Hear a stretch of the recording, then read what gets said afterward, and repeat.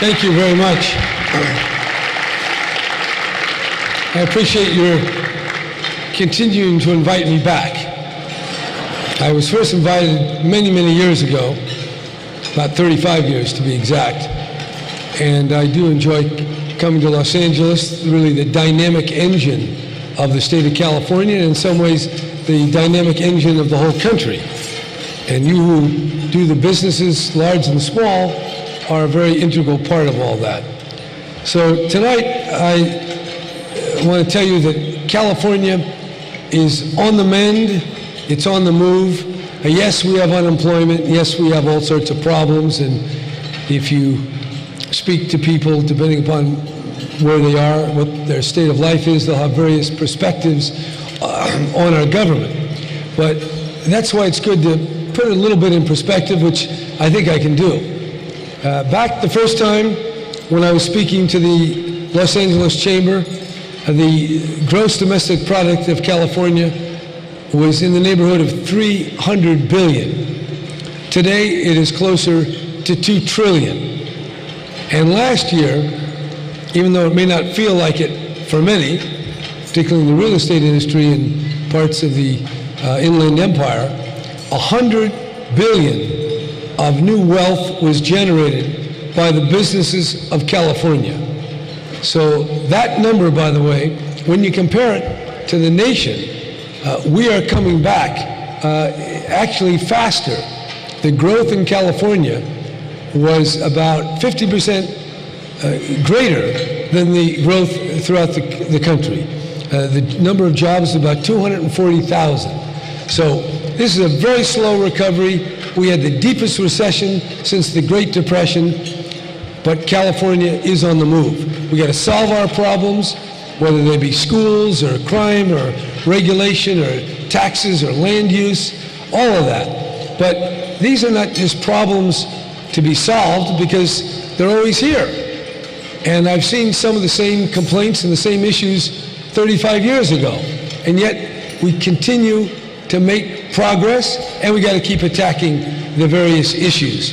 And one of the big problems we've had in California is we spend more money than we collect.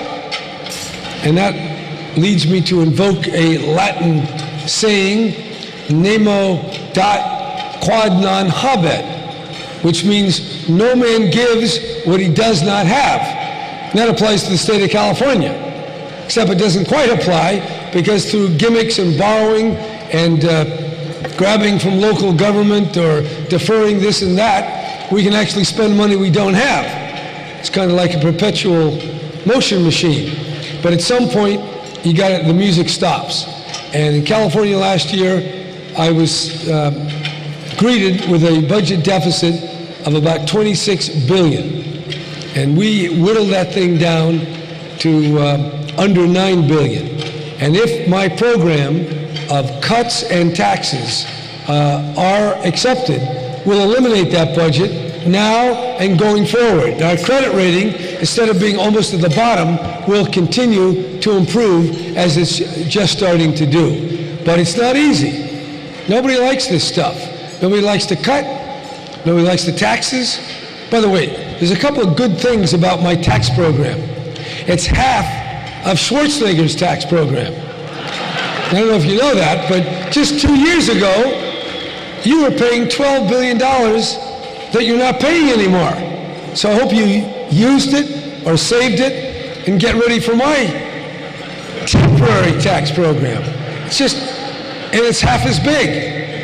It's half as big and half as long. So you need to worry about it. I mean, it's just a little bit here and a little bit there. You put it all together, we add some cuts, the economy keeps coming back, California's schools, our infrastructure, cities, we can get it done. And seriously, we have to pull together. And there's a lot of ideological differences. And the Democrats have their comfort zone, and the Republicans have their comfort zone. And because the more independent-minded in both parties have left the parties and have added to the 21% who are members of neither party, that means the people left are a little more zealous a little more ideological and harder to move toward a common agreement. And that's why government has been breaking down so much. But I really think that if we look at the big picture, the wealth, the weather, the environment, the schools, this is still that golden mountain that attracted Chinese immigrants in 1848 to come and seek their fortune here, right here in the state. But the mining is not in the Sierras, not in the Mother Lode. It's in the creative imagination of our biotech, our green technology, our ports, all the different ways that wealth is now generated. And so on the part of government, our job is to encourage and certainly not obstruct the private sector, and at the same time, balance our books. And that's not so easy to do, because it hasn't been done for about 10 years. And I really think if we just take one more set of tough steps, we can get it done. So we need the temporary taxes, we need the cuts. I can tell you there's a lot of heartburn today in the legislature about both. And then the third thing we need some pension reform. We do need pension reform. Not as many people want to work as long as I do. So I'm your best pension buy. As long as I keep working for the state, you don't have to pay me my pension. So I'm going to try to help you out as much as I can over the next several years. But in general, we do face a different demographic. The rate of retirement on the part of those who are entering their golden years is growing about 3 times faster than the rate of those entering the workforce. And then, of course, you have to depend on the pension system, or rather on Wall Street, for significant returns. This year, the California state pension system only earned 1%. The year before it earned 12. And in order to make it work, we have to have a very generous return forever.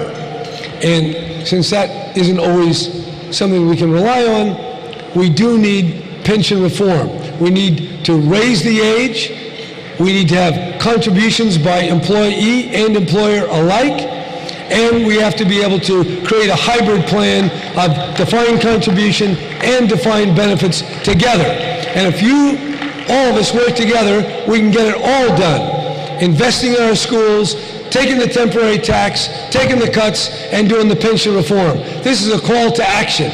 We can't sit around and wait. We're not ready to fall off the cliff. But if we keep acting in a way that doesn't really take account of the arithmetic, we will. The dam will burst if we don't take the tough steps. So I've come back here kind of like Rip Van Winkle 25 years later. And I barely recognized the place. Things really went to hell after I left Sacramento, but after a year I got it halfway back. Another year or two, it'll be just paved with gold all the way forward. So let's look at the bright side together. Let's get it done. We got to tuck in our belt. We got to be tough. Labor unions have to do their part. Business has to do their part. Let's not complain too much, because I've heard all those complaints 35 years ago. They're still legitimate in some ways, and they're still illegitimate in others. So California is a great state. We're on the move together. Let's build it, all of us. Let's build for the future, not steal from it. Thank you very much. Thank you.